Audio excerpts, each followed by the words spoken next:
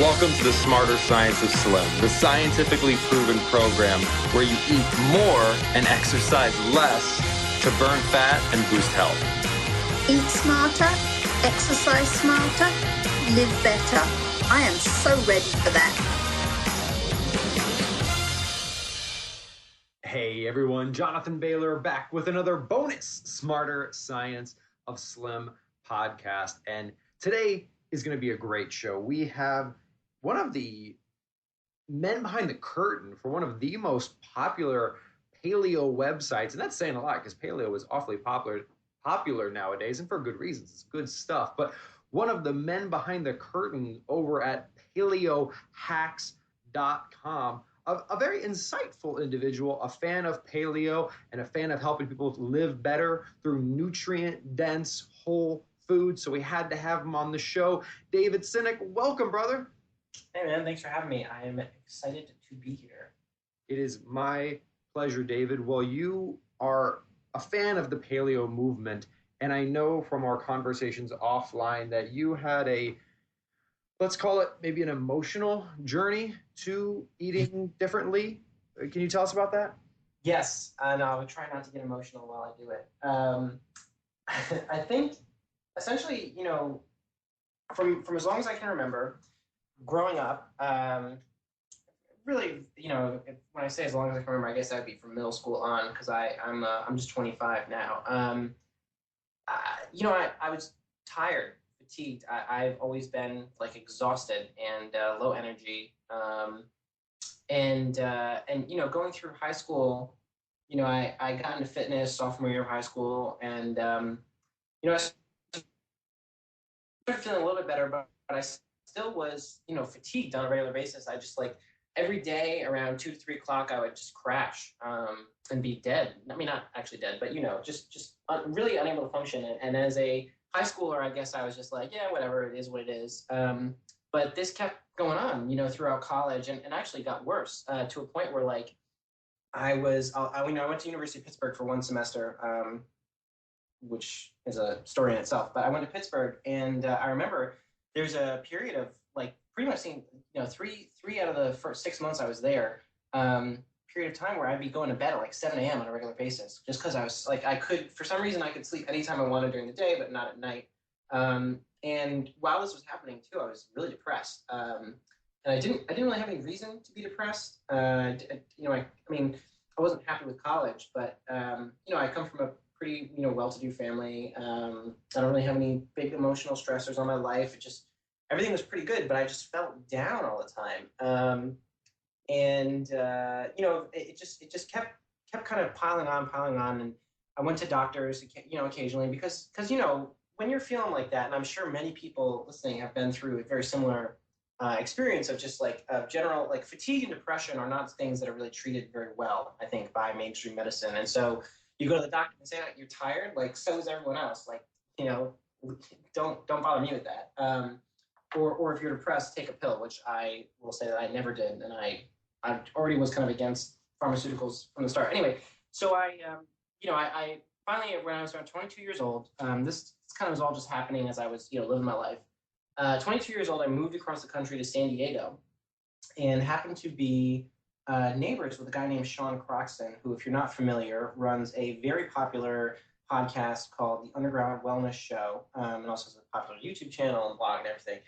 Sean happened to be my next door neighbor, and also at the time my roommate, who was living with me, my buddy Alex, had just switched to paleo. So I go from Connecticut, which is a relatively healthy place, to the mecca of health food, California, San Diego not being the total mecca, but pretty solid.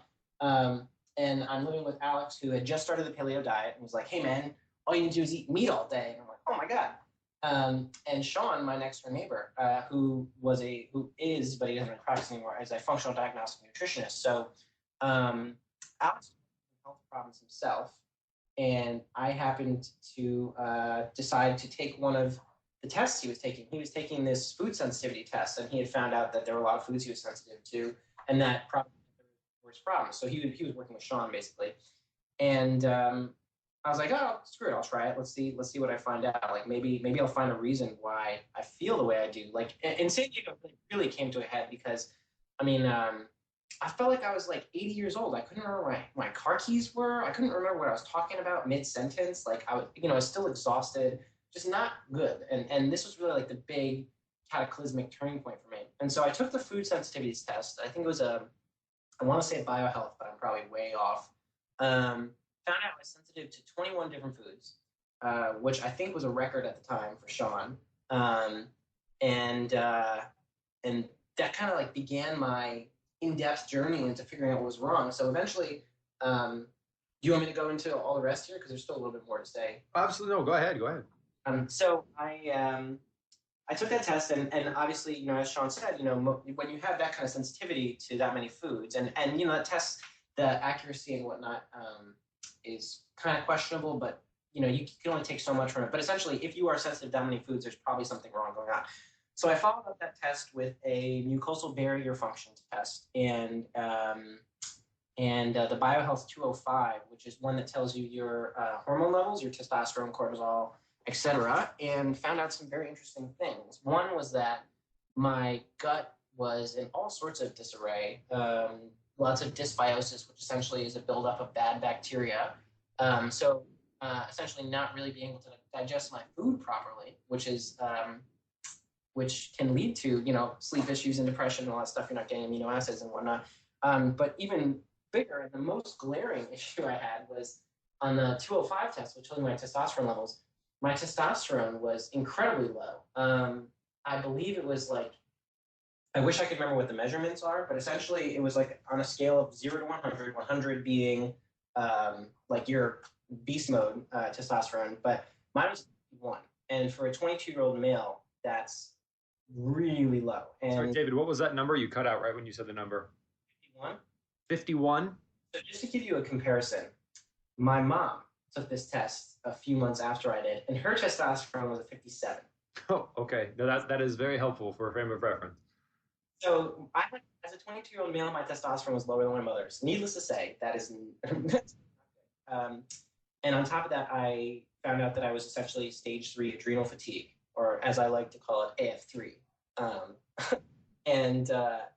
So essentially my cortisol levels in the morning were really low, and then they dip dramatically. I mean, basically, I don't want to get too much into it because that's a whole scientific conversation, but essentially at the end of the day, or earlier in the day, my cortisol levels were dropping, and I was running out of energy essentially earlier and earlier. So this was super exciting for me. I mean, it's essentially getting that is like it's kind of a bad news. It's like, bad news, you're sick. But to me, it was like, oh my God, I know what's wrong with me and I can address it now. And so I mean, to not go into, crazy, continuing this to be a really, really long story, essentially, I combined with the paleo diet, some supplements, continuing to work with Sean and a guy named Dr. Kalish, I can tell you I'm in a much, much, much healthier place today. I mean, the last 2 years have been transformative. I feel like I've gotten actually younger than older because I must have been like keep beating the crap out of my body up until I was 22. So anyway, that's my long-winded and all over the place story for you. Well, David, a couple things that I really want to highlight there is, I mean, you said you must have been beating up your body. Were you, or were you just living the typical, if I understand correctly, based on what you described, well-to-do household, not a huge amount of stressors, a pretty upper middle class upbringing, just kind of doing what everyone else was doing? Or were you out doing crazy things? Yeah, no, I'm not a crazy guy at all, actually. My idea of fun in high school, and still kind of now a little bit, was video games.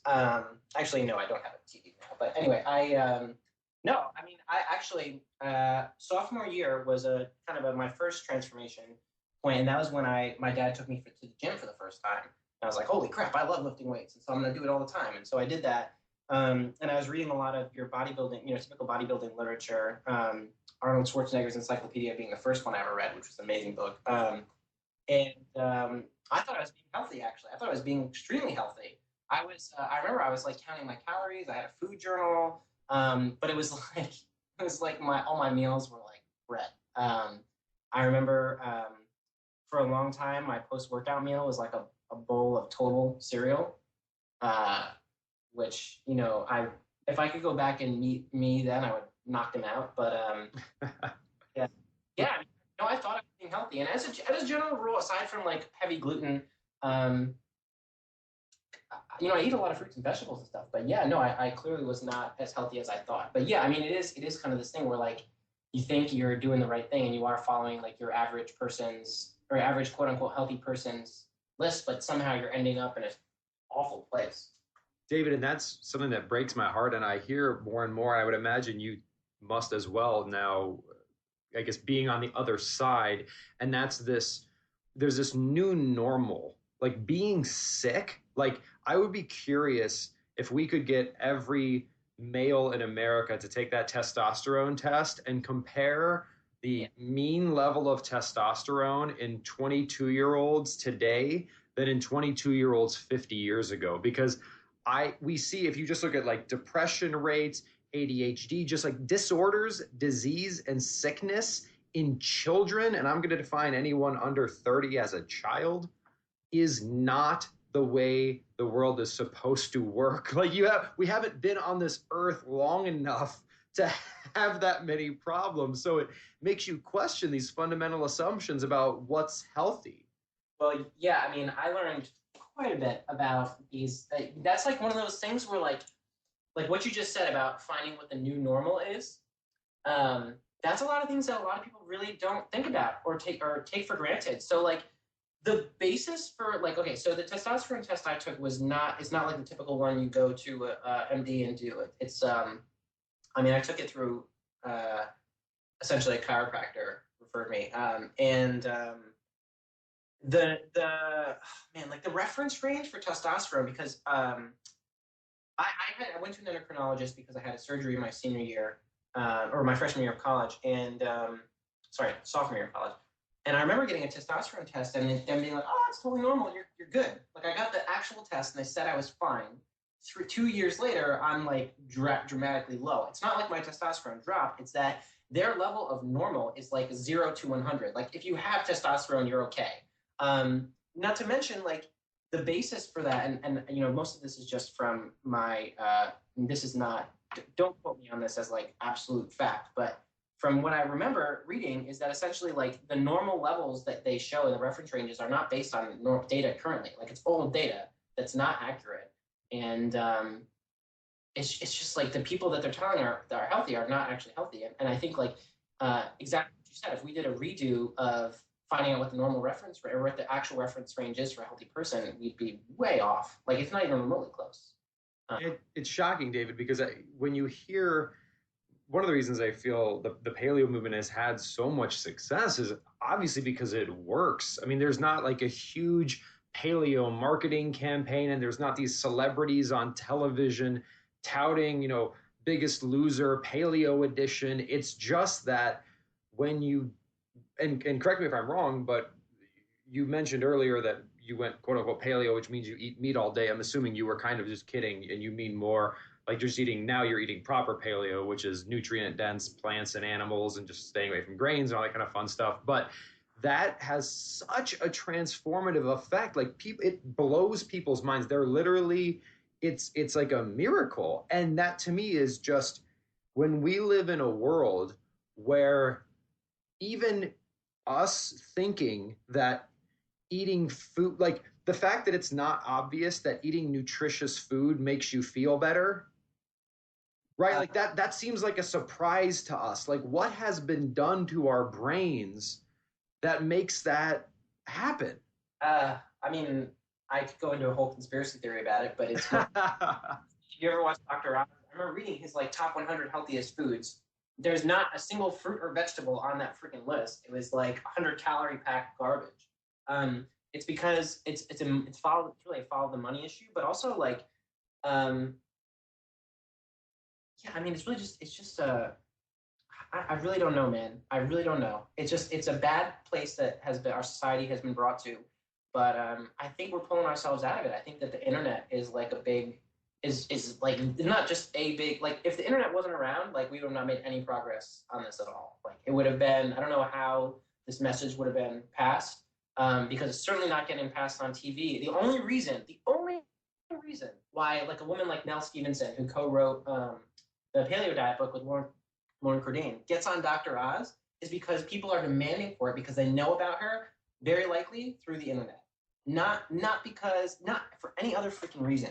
And that's it's just a money thing. But one of the things I wanted to touch upon about the new normal, if it's all right if I kind of change the subject a little bit, is that like with the paleo diet and just in general, like, are you still here? I just Yeah, keep going.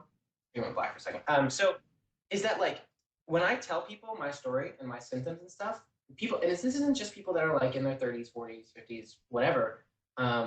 People my age. So the scariest thing in the world to me is that I tell this to people my age, and they're all like, "Oh yeah, like, that sounds just like me. Like I'm having those problems too. Like I'm 18 years old and I can't sleep at night. I'm 18 years old. I'm exhausted all day. Like I have no energy to do anything. Like, or I have rheumatoid arthritis, or or I have cat pollen and food allergies that are so debilitating that like if it's pollen season, I go outside and I'm done. Like, it's really bad. Like it's Dave, that's why I get so encouraged by a lot of what I see in the paleo movement, because a lot of people who are into paleo are noticeably younger. And that really encourages me because I do think I'm going the same direction mentally. I think you are on this call, and that's we're in for a bit of a unfortunate event in about 10 or 15 years because we live in a world now, like if we think it's bad for individuals like you and individuals like me, we now have a generation of kids growing up where 1 in 3 are overweight under the age of like 6. Like that's when you are under metabolic distress for 25 years, by the time you are 30, like most people are not under biological stress for a cumulative total of 25 years in human history until like you're older. And that's why people say, oh, aging stinks. It's because there's a certain amount of stress that builds up on your body and eventually wears you down and burns you out. But just like when you see these Olympic gymnasts who are 14 and they're in the Olympics, but we fail to realize that they've been doing gymnastics since they were 2. So they actually have 12 years of experience under their belt. We have an entire generation of people growing up that will have 25 years of chronic inflammation in their body by the time they're in their late 20s. If we think healthcare is a problem now, what are we going to do then? Yeah, I quite a big issue, huh? I think it definitely concerns me when I see people my age, but I guess for sure with younger people, because most people with kids now don't really have a clue, and they're being told on television that Frosted Flakes are part of a balanced, healthy breakfast, or that kids meals. It's bad. But I think honestly, Jonathan, the big thing, and part of the reason why I'm so happy that I get to do paleo hack stuff and promote the paleo movement is that like the real solution is just education and like forcing change, because it's this is no tiny battle. Like the food industry, like it really, I don't know. To me, it kind of comes down to like us versus Monsanto, but I'm sure there's other players involved. But them being probably the biggest. It's like just people need to learn about it, tell their friends about it, and like educate themselves on health, and really like that's how it works. I mean, otherwise it's never going to change. It's just going to get worse. But I honestly do. I guess it's easy to go either way in terms of predicting the future and say it could go super negative or super positive. I do feel like we are making a turning point towards a better, a healthier population. But yeah, I mean, there's definitely going to be like a big health crisis coming up soon unless people get their act together. David, no, I definitely echo that message of hope, and especially when I hear you, someone who is an influencer in their community, working with one of these top websites, Paleo Hacks, and that really, if we can take the mindset, it's us versus Monsanto, and it's us against the Coca-Cola who puts out the ad campaign that it's only 140 calories, and not that it's us against anyone who isn't paleo.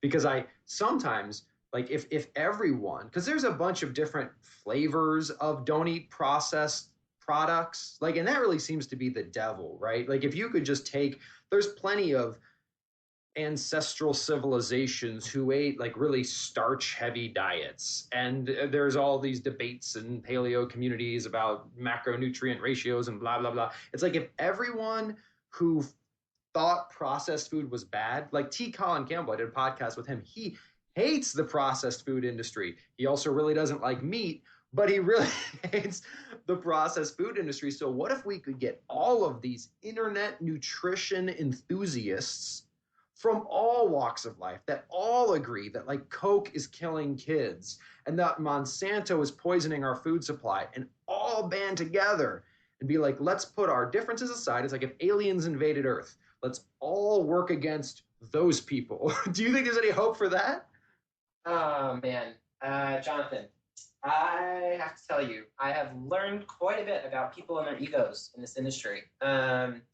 Yes, there is hope, but there's I would like to pontificate if I can. I actually posted about this on Facebook the other day. When I get inspired, sometimes I'll post rants. But essentially, this is something I've seen more in like the kind of more mainstream fitness space. It's in paleo for sure. I mean, it's anywhere where there's a bigger like I don't know. It's not a cause, is not the right word, but like something that people are following. So a big thing in the paleo community is like vegans suck, like fucking. Oh, sorry, excuse me. Vegans, they. They're not good. You're bad, but that like here's basically what it comes down to is like I see a lot of people post stuff on Facebook that are like professional like personal trainers and fitness people, and they'll say things like, oh, gluten-free is a fad, or like here's another article to show you how it's a fad, and I'm like, who like by having all this infighting in this industry about what's right and wrong, like on minutia, we're like sweating the small stuff, not actual big picture stuff. And to me, by the way, when I use the word paleo, I really just mean just eat real food, which by the way is something I totally stole from Sean Croxton. And just eat real food. I mean, like that's about as simple as it freaking gets. But like the thing is like infighting about like silly, stupid things like every day. Like I saw a funny satirical blog post about kale and how it's like killing you and how you should never have kale, and how the point of the post was to show you that like anytime, like you can easily twist information to fit your own agenda if you want to. And so like, I guess what I'm trying to say is that people need to get over their own egos and get over their need to be right personally, and yes, then do what you're saying, bond together, focus on one common goal, something we can all agree on, which is eat real food, and then work from that platform. Like if you're fighting each other, who's winning there? Who's really winning? Like, are you winning because you were able to beat someone in an argument, quote unquote, beat someone in an argument on the internet about like whether oh my god, like about raw dairy, like, or is it like Monsanto that's like, haha, laughing the way to the bank, It just, people need to get over themselves and actually serve the people that they say they're serving. And negative infighting will only make it worse. And just dogmatism, like, Jesus Christ, like, just stop it. I mean, I got to tell you, I've actually been meaning to do a video or like some sort of rant on this for Paleo Hacks, because definitely there's some of that in the community a little bit. Sometimes it's like people getting negative and snippy with each other about silly things. It's like if someone asks a question and they're like, oh, that's a dumb question. Like, come on, it's food. We're trying to help each other be healthy. Like, why would you try to hurt someone's feelings because they don't know something? Anyway, yeah, that's I could say a lot more on it, but really, yeah, I mean, the goal would be, obviously what you're saying is for us to bond together, but there's a big social consciousness, like our social consciousness needs to evolve, or something profound like that. David, I think it's amazing that individuals like you, that working with communities like Paleo Hacks, which I can only imagine the hundreds of thousands of people you guys touch, having that message and having that message of unity. Heck, man, if you ever wanted to have like a national unite around just eating things you find in nature day, I'd be happy to join forces with you. I almost sometimes wonder if someday, if we do this well enough, Pepsi and Monsanto and Unilever will actually start paying people to cause and prompt infighting in the community online because they could just sit back then and laugh and say, haha, let's distract them and have them argue with each other while we continue to sell sugar to children in schools. Jonathan, that's happening right now. That's not, that's happening literally right now. Like that, I mean, it happens in every industry, but like if you do some digging, Reddit.com is a huge site. It's actually a very similar platform to Paleo Hacks. That there's some stuff going on that site right now, like fracking. There's like a lot of like really pro fracking posts showing up there recently. But yeah, that's. I mean, I guarantee you, they're not done. They know what's coming.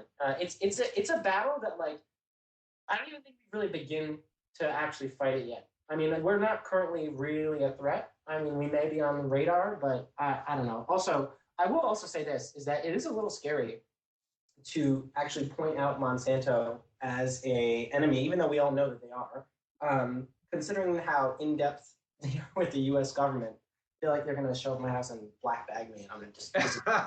well, if they do that, well, you will die a noble death because we will all know why it happened. So there you go. You'll be a martyr for the Whole Foods movement.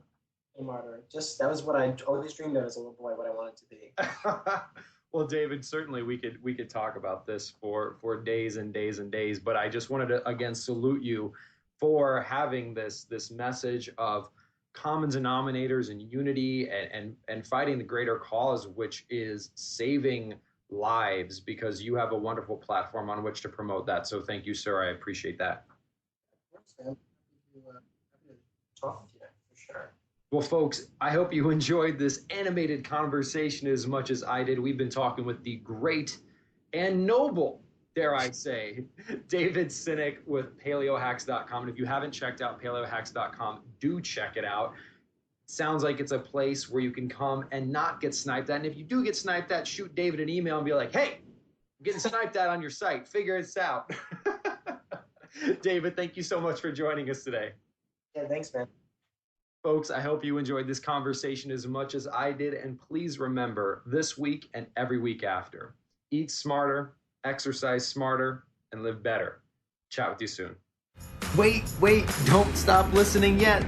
You can get fabulous free SANE recipes over at carriebrown.com. And don't forget your 100% free eating and exercise quick start program, as well as free, fun, daily tips delivered right into your inbox at bailorgroup.com. That's BAILOR group.com.